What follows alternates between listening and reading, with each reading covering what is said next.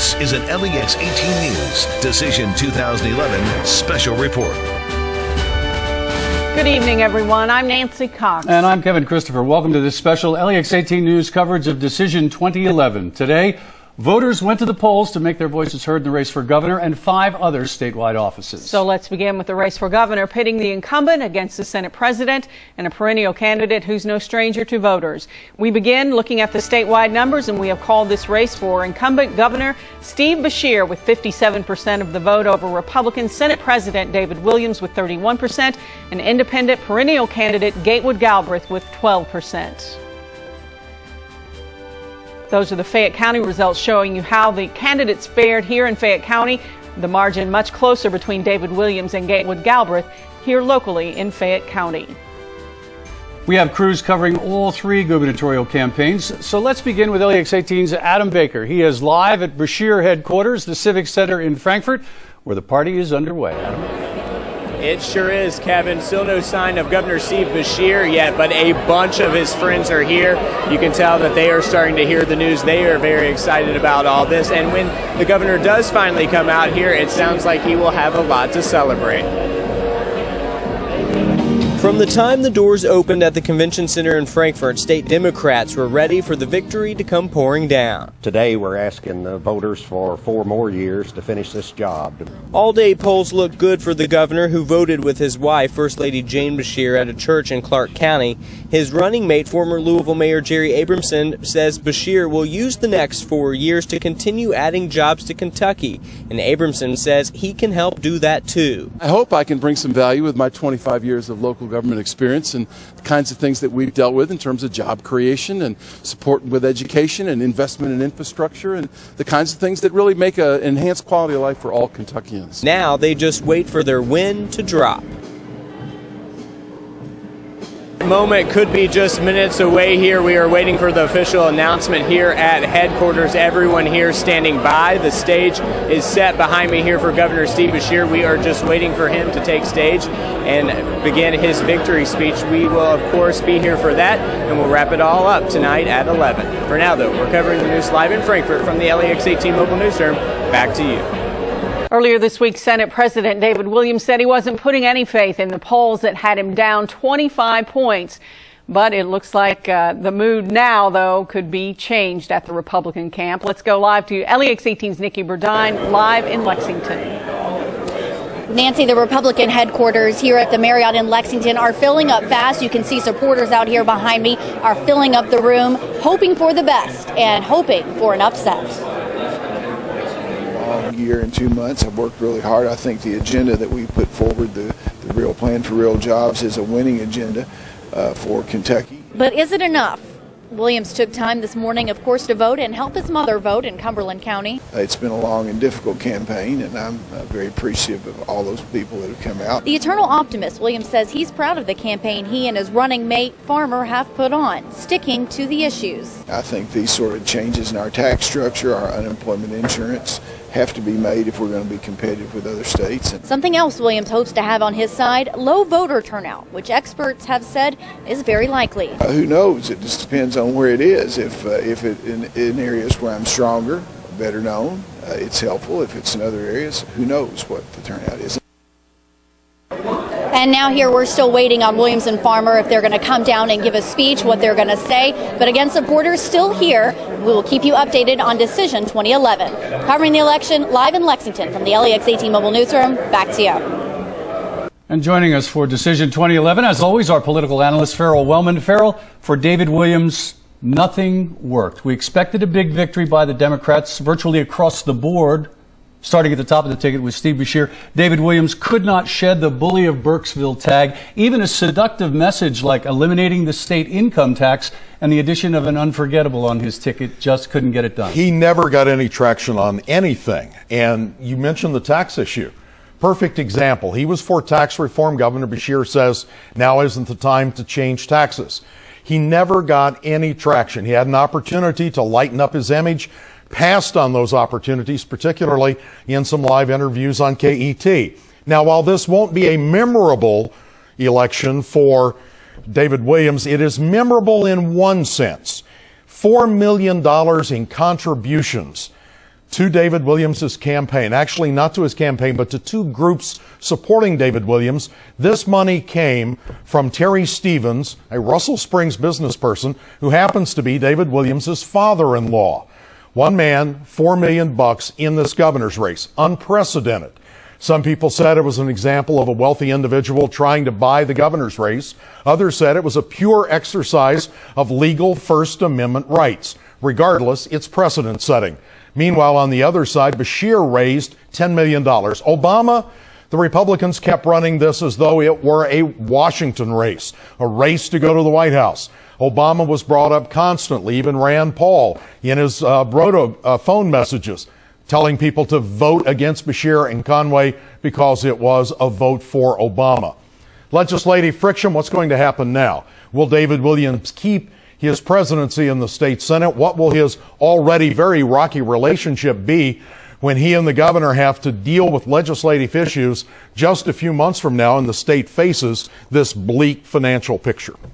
Quickly, Gatewood Galbraith. He ran well in Fayette County, but he continually tried to bring up some good issues in this race. He talked taxes, he talked jobs.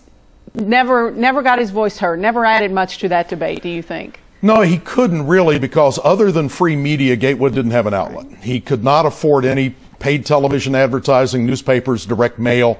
He didn't have a broad network. One thing parties always have in their advantage compared to independents, there's a network of people around the state willing to get the vote out for you. Gate just didn't have that. All right. Thanks, Farrell Wellman. Well, he's certainly a familiar name in Kentucky politics. He is Lexington attorney and once again candidate for governor, Gatewood Galbraith. LEX 18's Josh Breslow is live at Galbraith headquarters in Lexington, where admittedly this was Gatewood's last rodeo. Josh. Yeah, and while the race has been called, Gatewood supporters are still having a good time and the party is still going on. You can see over here the band is still playing and people aren't down. And I talked to Gatewood earlier on tonight and he said he was staying optimistic. It's the fifth time to be a charm. Gatewood Galbraith, the independent candidate for Kentucky governor, greeting his supporters as they enter Lexington's Crown Point Hotel, waiting and watching as those results pour in. I mean, I don't care who scores the winning touchdown. I don't care who crosses the goal line with these ideas. Gatewood, a Lexington attorney, has run several times for the governor's spot, a total of 5 over the years. You may remember in the last election in 2007, Gatewood tried for the Democratic nomination, but of course that went to our current governor, Steve Beshear. This time, Gatewood, along with running mate Dee Riley, are labeling themselves as independents. They say Kentucky has quite a few issues that need fixing, and they feel Democrats and Republicans are constantly bickering and just can't get anything done. I understand the turnout was, I heard one word used, meager, and I think that cuts our way because our people want change, they're committed to change, and they're committed to actually getting out to the polls. Gatewood has remained optimistic throughout the campaign and even had some bold predictions early in the night. I think it's going to be 40 for us, 38 for Beshear, and 22 for Williams. He was not right with those predictions, but again, this party is continuing here, and really we're just waiting at this point for Gatewood to come give a speech. He did tell me earlier on tonight that he does not plan to run if he lost, so it looks like he will not be running again, but that's another question I will ask him later on tonight, and hopefully we'll have that for you later on. We are covering the news live in Lexington from the LEX 18 mobile newsroom. Back to you.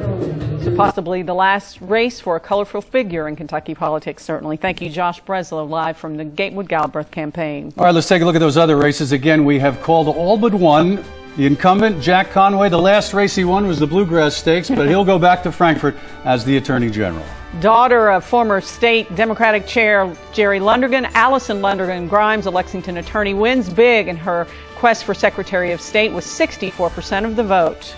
And in the Ag Commissioner race, the lone Republican to post a win this evening, James Comer, will be the new Ag Commissioner. The race for State Auditor, Democrat Adam Edlin wins with 59% of the vote over John Kemper in the race for State Auditor. And this one still a little too close to call. The incumbent Todd Hollenbach has a 5 percentage point lead over Lexington Councilwoman Casey Crosby, who ran an extremely energetic campaign statewide, and Kenneth Mulman, who said if he's elected, he'll do away with the office. Again, Hollenbach, the incumbent, the Democrat, in the lead.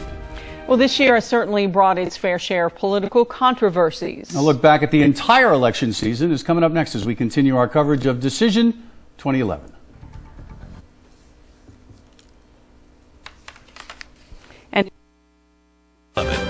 election coverage you can count on. LEX 18 is now calling the race for state treasurer. Let's take a look at the numbers now. Incumbent Democrat Todd Hollenbach holds on to his seat with 51% of the vote over Lexington Council member Casey Crosby with 44% of the vote.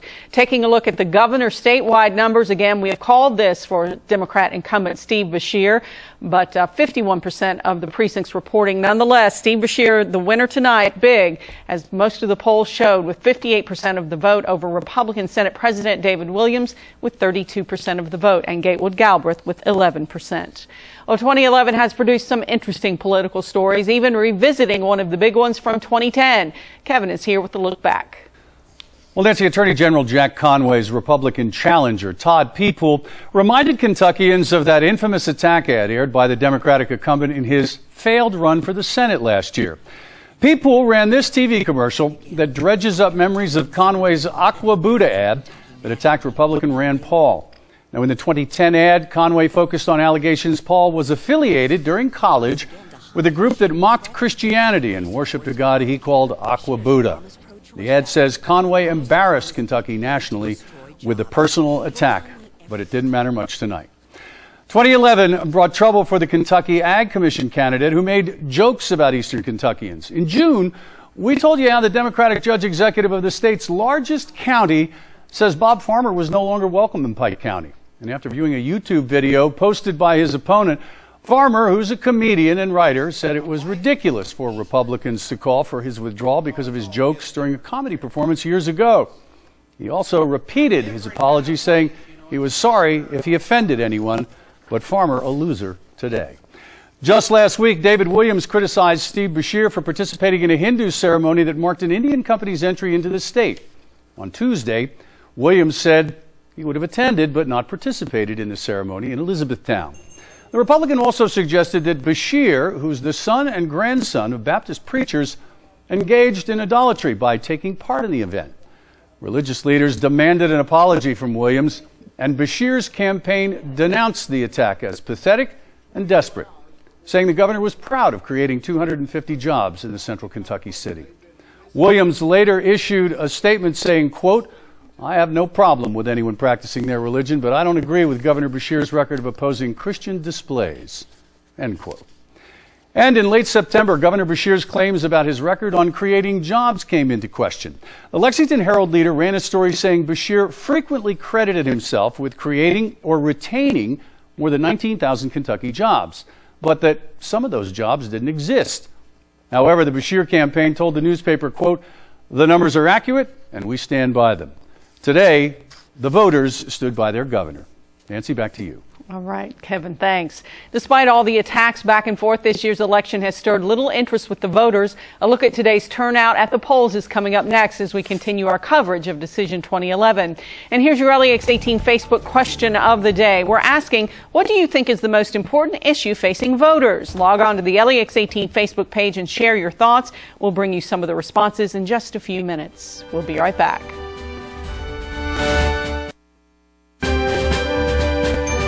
We've been asking LEX 18 Facebook friends to give us some of their thoughts on this election day. Dia Davidson in the LEX 18 newsroom with some of the responses we've been getting. Dia? Kevin and Nancy, the biggest way for voters to make their voices heard is, of course, in the voting booth. But we are inviting our Facebook friends to also chime in on the LEX 18 Facebook fan page. In tonight's Decision 2011 question of the day, we're asking, what do you think is the most important issue facing voters? Well, here are some of your responses, and almost all, not surprisingly, focus on the economy. Gary Glass says if business/industry can be given incentives to relocate jobs back to the U.S., specifically Kentucky, then most of the economic problems will solve themselves. Tax revenues will go up, less people will be unemployed, and residents might just actually have disposable income to spend after making their mortgage payments, generating more tax revenue. Glenda Rose Foster Rice responds, financial crisis, economic issues, health care, and the lack of elected officials who do what they are elected to do, serve the people. I have never seen the lack of concern for the citizens as I have in the last 3 or 4 years. I'm not sure anyone who is in office now should be reelected. Ashley Marie Lindsay says jobs, debt, budget deals, maybe getting the government out of the schools. The last one is my favorite. And lastly, Richard Fontenot writes, the only problem voters face is which of the candidates will do us the least harm. Not a single one of them is there for the people. It's all about being a party puppet and fattening their pockets. Want to thank all of you for those responses, but you can still get in on the conversation. Just head over to the LEX 18 Facebook fan page. And we're also asking this in our LEX 18 online web poll. Voter turnout in today's election anticipated to be 25% or less. Why do you think that is? Take a look at your choices and cast your vote at lex18.com. Nancy and Kevin, back to you. Tia Davidson in our newsroom. Thank you. Well, as you see those election returns coming in, you may be surprised at the number of people responsible for deciding today's races. That number was shrinking, especially today. LEX 18's Jeff Allen takes a look at voter turnout in Lexington. The polls opened early and workers were ready, but busy, not so much. We've been open 2.5 hours and 47 people. I would say it's a rather light turnout. Voter turnout was projected to be at about 25%. In fact, political analysts predicted there would be the second lowest voter turnout in the Kentucky governor's race since World War II. Ryan Atkinson was one of the minority who showed up to the polls. Well, it's our civic duty. But he can see why others did not. Seems kind of a negative campaign this time around. I don't know if it's more so than others, but that probably turns people off. And the economy doesn't help. Maybe there's some antipathy because of the current economic situation where people feel like they're not going to make as much of a difference. Poll worker Roy Bachmeyer would rather stay busy on Election Day. I mean, we're going to be stuck with these people, so why not vote? And for those who did not, if you don't vote, you don't really have a right to complain. I mean, that's the basic situation in a democracy. Covering the news in Lexington, Jeff Allen, LEX 18 News. Stay with us. We'll have a final word with LEX 18's political analyst, Farrell Wellman, after this. Stay with us.